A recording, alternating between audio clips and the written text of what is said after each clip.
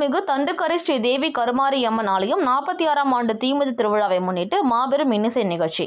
பம்மலில் அருள்மிகு தண்டுக்கரை ஸ்ரீ தேவி கருமாரியம்மன் ஆலயம் 46ஆம் ஆண்டு ஆடி தீமிதி திருவிழாவை முன்னிட்டு முன்னாள் காஞ்சி வடக்கு மாவட்ட ஆதிதிராவிட நலக்குழு துணை அமைப்பாளர் தன்ராஜ் தலைமையில் 11வது வட்டக்கழக செயலாளர் சாலா என்கின்ற சுகுமாரன் அவர்களின் வரவேற்பிலும் மாபெரும் இன்னிசை கச்சேரி நிகழ்ச்சி நடைபெற்றது.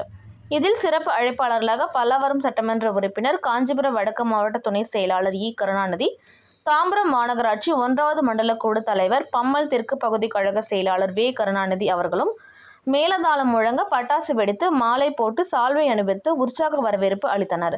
பின்னர் இன்னிசை கச்சேரியை துவக்கி வைத்து மக்களுடன் சேர்ந்து இன்னிசை கச்சேரியை ஆர்வத்துடன் பார்த்தனர். இதில் பம்மல் பகுதி நிர்வாகிகள், 11வது வட்டக்கழக நிர்வாகிகள் மற்றும் பொதுமக்கள் உட்பட ஏராளமானோர் கலந்து கொண்டு நிகழ்ச்சியை பார்த்து ரசித்தனர். இறுதியில் நன்றி உரை ஆற்றிய புஷ்பராஜ்